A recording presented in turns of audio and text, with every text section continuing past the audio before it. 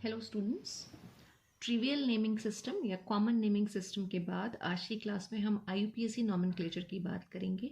Uniformity maintain करने के लिए ऑर्गेनिक कंपाउंड की जब नेमिंग करी जाती है तो IUPAC के रूल्स को फॉलो करके उनको नेम अलॉट किया जाता है। हमारे पास अलग अलग तरह के ऑर्गेनिक कंपाउंड्स हैं, तो हम कुछ रूल्स फॉलो करेंगे उनका नॉमेनक्लेचर करने के लिए। लेकिन उससे पहले हमें ये पता होना चाहिए कि अगर एक ऑर्गेनिक कंपाउंड हमारे पास है और उसका कोई नाम है तो उसके नाम के पार्ट क्या हैं। जैसे हमारे खुद के नाम होते हैं तो उसमें फर्स्ट नेम, मिडिल नेम और उसके बाद सरनेम आता है या लास्ट नेम आता है। वैसे ही अगर कोई ऑर्गेनिक कंपाउंड है और हम उसकी नेमिंग कर रहे हैं तो उसके नेम में कौन कौन से पार्ट्स रहते हैं। सबसे पहली बात जो हम करते हैं वो बात करते हैं हम रूट वर्ड की। Root word, right. एक कंपाउंड है, उसका नाम हम जब देखेंगे तो हमें सबसे पहले उसमें देखना पड़ेगा उसमें लॉन्गेस्ट कार्बन चेन कितने कार्बन की आ रही है, और जितने कार्बन उस लॉन्गेस्ट चेन में या पेरेंट चेन में प्रेजेंट होते हैं उसी को बोलते हैं हम रूट वर्ड। तो जो रूट वर्ड निकलता है ये आता है नंबर ऑफ कार्बन एटम्स से, number of carbon atoms, right. और कार्बन एटम्स किसमें? पेरेंट चेन में, जिसे अभी हम देखेंगे कि किस तरह से हम पेरेंट चेन फाइंड आउट करते हैं। तो जो भी लॉन्गेस्ट चेन है उसमें जितने नंबर ऑफ कार्बन एटम्स होंगे वो रूट वर्ड डिटरमाइन करेगा। जैसे अगर 5 कार्बन एटम है तो रूट वर्ड आता है पेंट, 4 है तो बट, 6 है तो हेक्स। इतनी चीज़ आपने क्लास 10th में भी पढ़ी है। रूट वर्ड के बाद इसमें जो लगा होगा प्लस करके लिख रहे हैं, आएगा प्राइमरी सफिक्स। प्राइमरी सफिक्स आता है कहाँ से या क्या होता है? एन, इन या फिर आइन हो सकता है। इट मीन्स ये कहाँ से आ रहा है? ये आ रहा है कि उस कंपाउंड के अंदर सारी बॉन्ड जो प्रेजेंट है, कार्बन कार्बन के बीच में जो बॉन्ड प्रेजेंट है वो सिंगल बॉन्ड है, डबल बॉन्ड है या फिर ट्रिपल बॉन्ड है। अगर सिंगल बॉन्ड प्रेजेंट होती है तो हम एन सफिक्स लगाते हैं, एल्केन से एन आया है। लेकिन अगर कंपाउंड के अंदर एक भी डबल बॉन्ड आ गई तो वो ईन्स कहलाते हैं, एल्कीन्स। तो एल्कीन का इन लेंगे हम प्राइमरी सफिक्स की तरह रूट वर्ड में ऐड कर देंगे, जैसे कि पेंटीन, राइट। और अगर ट्रिपल बॉन्ड प्रेजेंट है तो आइन आएगा, फॉर एग्जांपल पेंटाइन।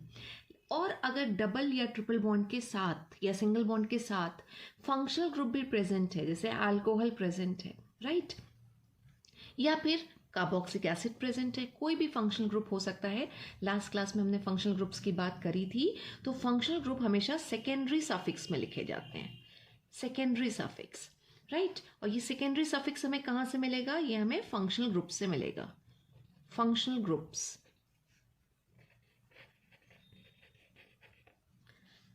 अभी भी ये नाम कंप्लीट नहीं हुआ है। रूट वर्ड से पहले हम कुछ ऐड कर रहे हैं, और रूट वर्ड से पहले अगर हम ऐड करते हैं तो वो कहलाता है prefix. Prefix.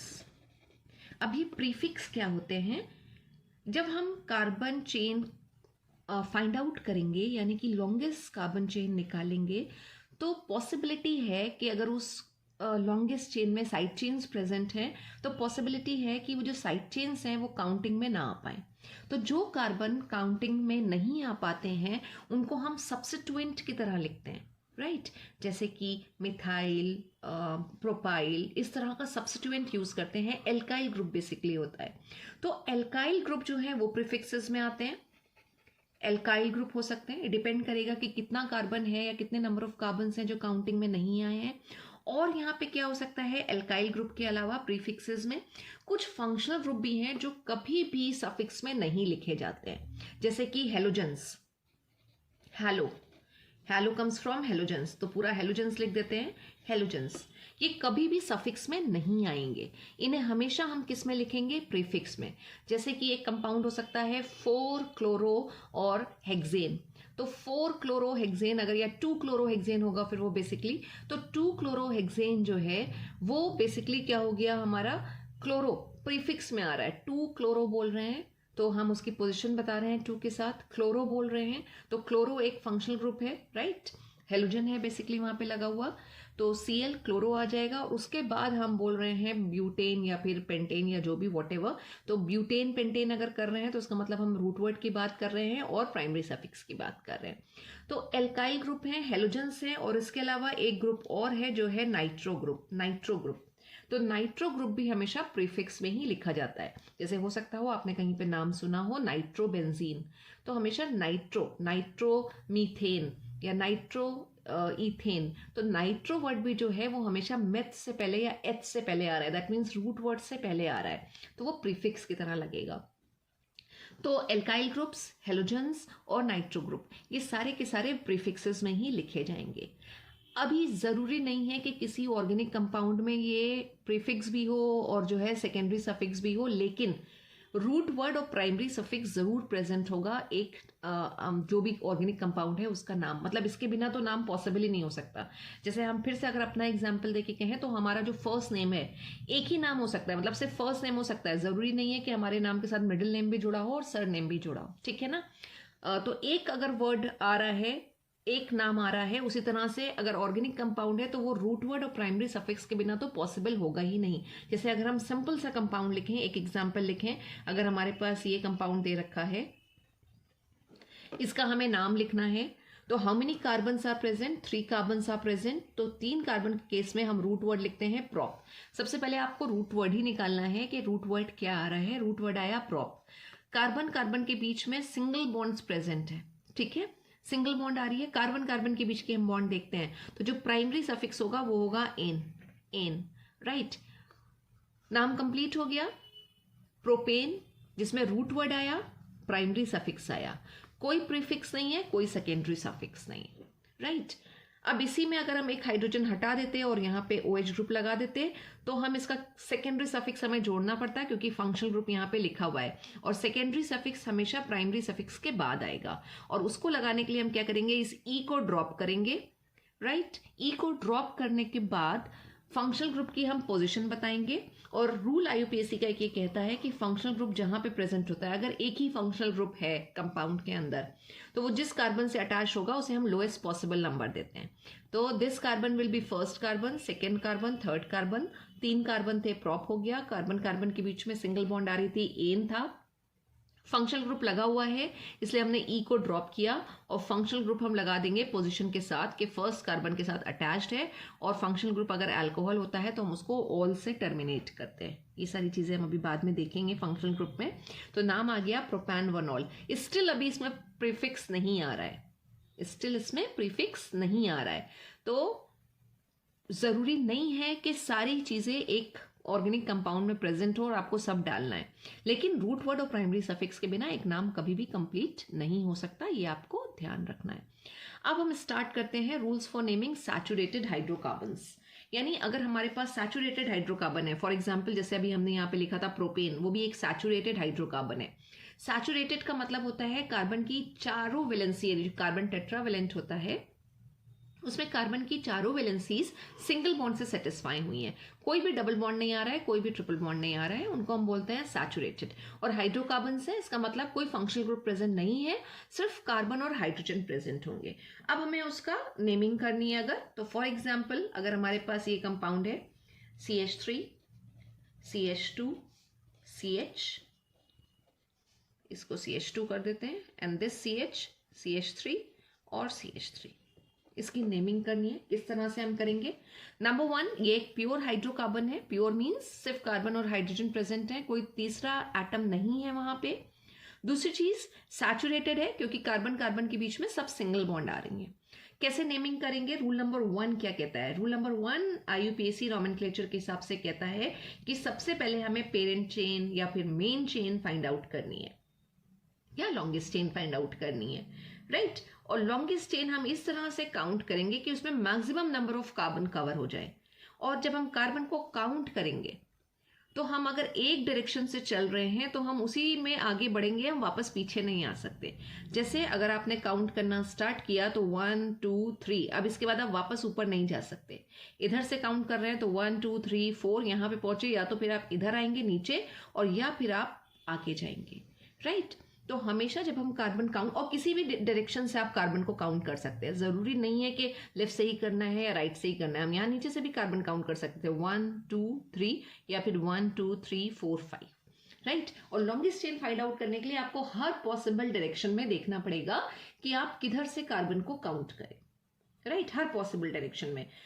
Top to down भी आप आ सकते हैं, नीचे से ऊपर भी जा सकते हैं, लेफ्ट टू राइट भी हो सकता है, राइट टू लेफ्ट भी हो सकता है। तो सबसे पहले हम एक लॉन्गेस्ट चेन फाइंड आउट करेंगे, किस तरह, लेट्स सी।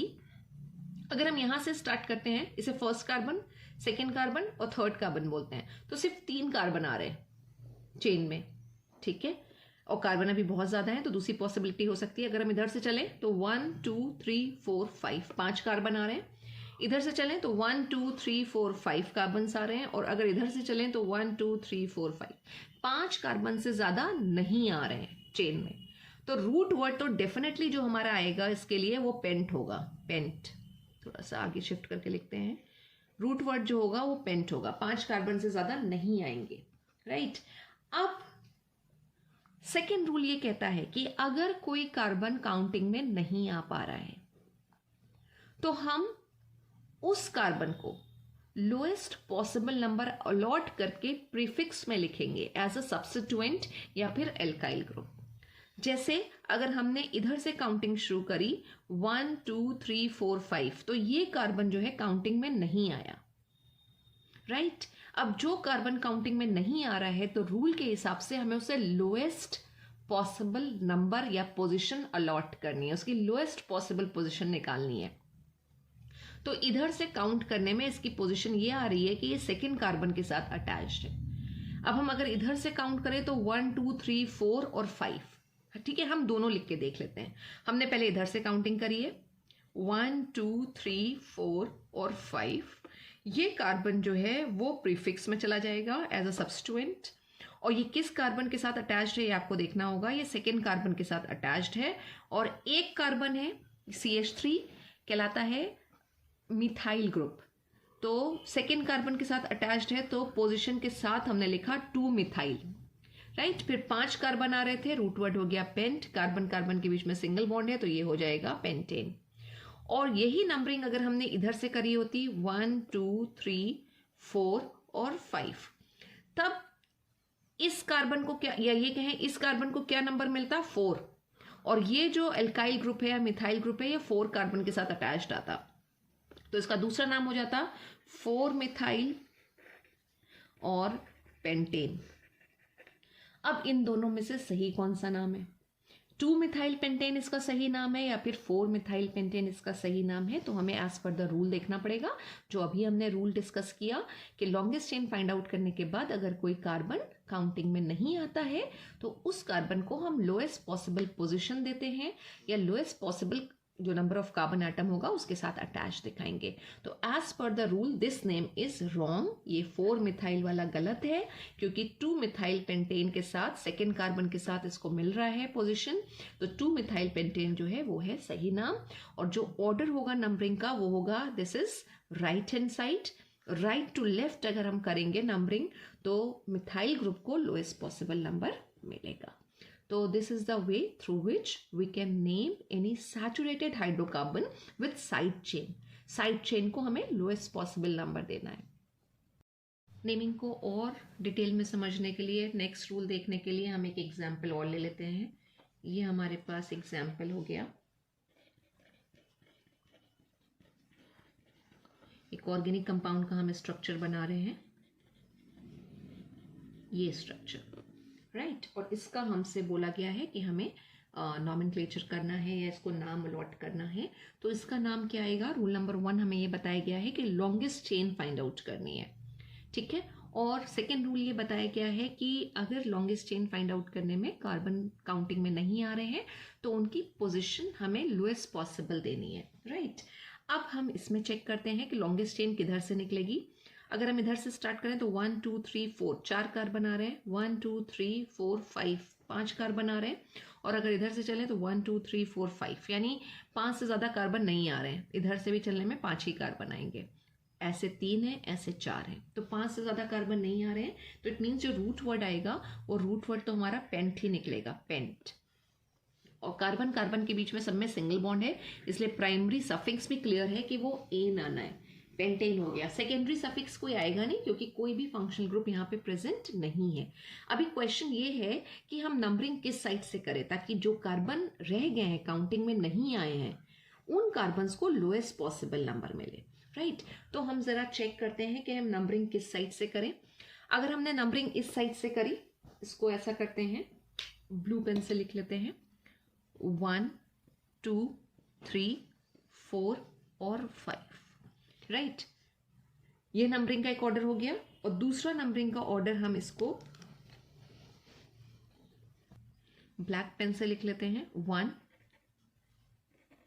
2 3 4 और 5। तो नंबरिंग के 2 ऑर्डर हो गए हमारे पास। अब कौन सा ऑर्डर सही है हमें कैसे पता चलेगा? अभी हमारे पास यहाँ पे 2 सब्स्टिट्यूएंट लगे हुए हैं, 2, ये मिथाइल और ये मिथाइल ग्रुप जो है वो काउंटिंग में नहीं आ रहा है। अब हमें एक रूल देखना है and that rule is lowest set of locant rule या लोएस्ट सम रूल कहलाता है। Lowest sum rule, lowest sum rule ये कहता है कि अगर आपके पास कुछ ऐसे सब्स्टिट्यूएंट हैं जो पेरेंट चेन के साथ अटैच्ड हैं, ठीक है, तो आपको क्या करना है कि नंबरिंग आपको कुछ इस तरह से करनी है कि जो दोनों ये कार्बन जिन्हें हम सब्स्टिट्यूएंट या लोकेंट भी कह सकते हैं, उनका जो सम आ रहा है पोजीशन का वो लोएस्ट सम आए, इसीलिए इसे कहते हैं लोएस्ट सम रूल, राइट। यानी जो कार्बन हमारे काउंटिंग में नहीं आ पा रहे, जब हम उनकी पोजीशन को सम करें तो हमने जो नंबरिंग करी है हम दोनों साइड से जरा ये जो हमारे लोकेंट से सब्स्टिट्यूएंट हैं इनकी पोजीशन का सम निकाल लेते हैं। अगर हम ये ब्लू से जो हमने नंबरिंग कर रखी है उस साइड से चलेंगे या उस हिसाब से देखेंगे तो ये CH3 को मिल रहा है 3, इस CH3 को मिल रहा है 4th पोजीशन, यानी जो सम आ रहा है वो आ रहा है 7। लेकिन अगर हमने जो ब्लैक से नंबरिंग करी है उस साइड से अगर हम देखें या फिर हम ये कहें कि लेफ्ट टू राइट अगर हमने नंबरिंग करी है तो हम देखें तो this CH3 got 2nd position and this CH3 got 3rd carbon के साथ अटैच्ड है, तो सम इज 5। तो लोएस्ट सम रूल के हिसाब से this one is wrong and this one is correct, क्योंकि लोएस्ट सम रूल ये कहता है कि अगर काफी सारे सब्स्टिट्यूएंट प्रेजेंट हो तो numbering is done in such a way that when we sum the position of the locants it should come the lowest possible number और the lowest sum, right. And this is only lowest sum rule. तो हमने क्या किया, जो substituent है उनकी position को सम किया और करेक्ट वे निकाल लिया। तो ये रूल याद रखिएगा, एक बहुत ही इंपॉर्टेंट रूल है लोएस्ट सम रूल, या इसको कहते हैं lowest sum of locants rule. Locant से जो सब्स्टिट्यूएंट हैं जो हमारे काउंटिंग में नहीं आ पा रहे हैं उनको हम बोल रहे हैं लोकेंट्स, उनको हमें लोएस्ट सम देना है। अब एक चीज और है, इसकी नेमिंग में हमने पेंटेन तो लिख लिया था और यहाँ पे क्या हो जाएगा कि जो सब्स्टिट्यूएंट या लोकेंट्स हैं उनको हमें यहाँ नाम में लिखना है, वो प्रीफिक्स की तरह लिखना है, तो हमें उनकी पोजीशन भी बतानी पड़ेगी। जैसे हमने पहले भी पोजीशन बताई थी 2 मिथाइल, अभी ये हो जाएगा 2,3 और अभी 2 मिथाइल है तो दोनों को अलग अलग नहीं लिखना है, मीन्स 2 मिथाइल और 3 मिथाइल करके नहीं लिखना है। जब सेम सब्स्टिट्यूएंट अटैच्ड होते हैं, चाहे वो डिफरेंट कार्बन के साथ ही क्यों ना हो, राइट, सेम कार्बन के साथ भी हो सकते हैं, तो हमेशा हम क्या यूज करेंगे, अगर 2 सब्स्टिट्यूएंट आ रहे हैं तो डाई, 3 आ रहे हैं तो ट्राई, 4 है तो टेट्रा और 5 है तो पेंटा, ठीक है। इतना जाता नहीं है तो हम सिर्फ 2 के लिए यहाँ पे देखें 2 मिथाइल ग्रुप लगे हुए हैं, तो ये पूरा नाम जो बनेगा, जो हमने सिर्फ अभी पेंटेन लिखा था, ये हो जाएगा 2,3, राइट, और di methyl pentane is the name for this compound. 2,3 dimethyl pentane.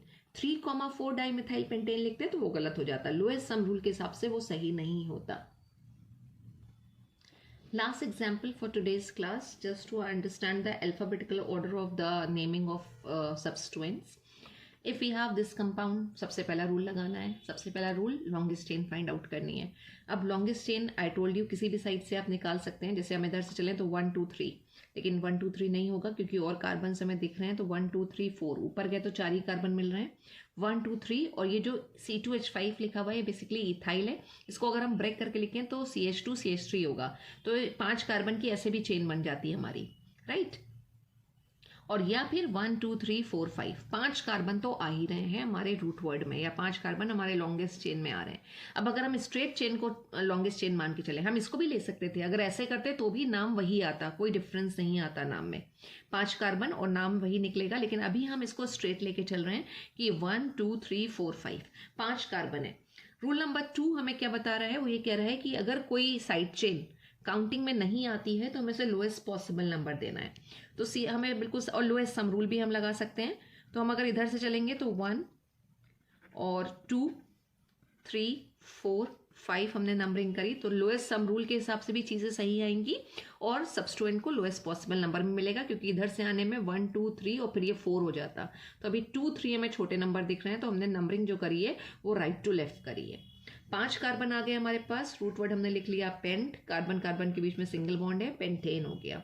अभी ये ग्रुप और ये ग्रुप और ये ग्रुप, ये सारे के सारे ग्रुप जो है काउंटिंग में नहीं आए हैं, तो इनको हम प्रीफिक्सेस के फॉर्म में लिखेंगे। इसमें से 2 ग्रुप जो है वो तो है मिथाइल ग्रुप, ये वाला ग्रुप है इथाइल ग्रुप। इथाइल ग्रुप किस कार्बन के साथ अटैच्ड है, 3rd कार्बन के साथ, तो ये हो जाना चाहिए 3 इथाइल।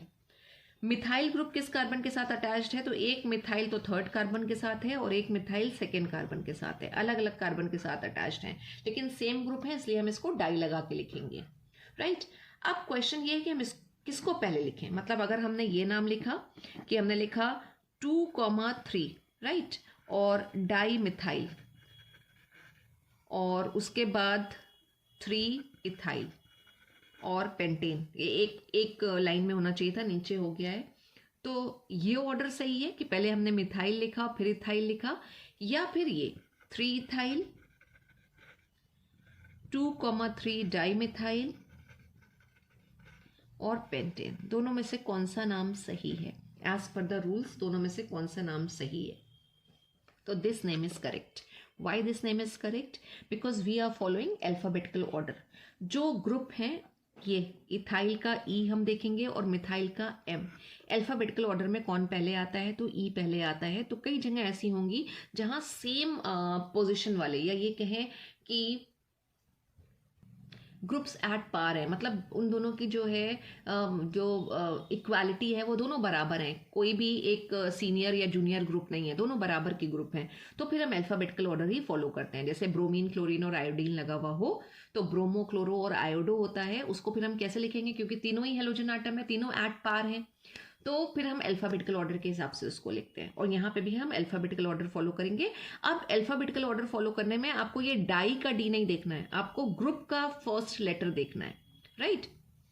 अदरवाइज तो फिर डाई मिथाइल पहले आ जाता, क्योंकि डी हम देखते तो पहले आ जाता, क्योंकि ABCD और फिर उसके बाद ई आता है। तो ये चीज ध्यान रखिएगा कि अगर हमने डाई ट्राई इस तरह से हमने कुछ लगा रखा है वहां पे, तो उसका फर्स्ट लेटर नहीं देखना है, हमें जो ग्रुप है उसका फर्स्ट लेटर देखना है। तो मिथाइल का फर्स्ट जो है लेटर वो है M, ठीक है, जो ई के बाद आता है, इसलिए हमने इसका नाम लिखा 3 इथाइल 2,3 डाइमिथाइल पेंटेन, और ये नाम उसका सही नहीं है। अब दूसरी चीज ये कि जब भी हम नाम लिखते हैं तो ये एक सिंगल कंपाउंड का नाम है, तो हमें बीच में गैप नहीं छोड़ना है। जैसे 3 के बाद हमने यहाँ पे एक छोटा सा हाइफन या डैश लगाया है, वैसे जब इथाइल को हम कनेक्ट करेंगे 2 के साथ तो छोटा सा डैश लगाएंगे, और 2,3 के मतलब जब 2,3 अलग अलग पोजिशंस हैं तो बीच में कॉमा लगाएंगे, एक कॉमा आएगा।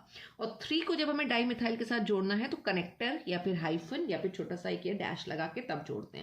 तो बीच में आपको कोई गैप नहीं छोड़ना है। जैसे यहाँ पे भी लिखा था तो 2,3 अगर हमने लिखा था तो उसके बाद छोटा सा कनेक्टर आना चाहिए, या एक छोटा सा हम ये डैश लगा देंगे वहां पे, राइट। तो the correct name is this.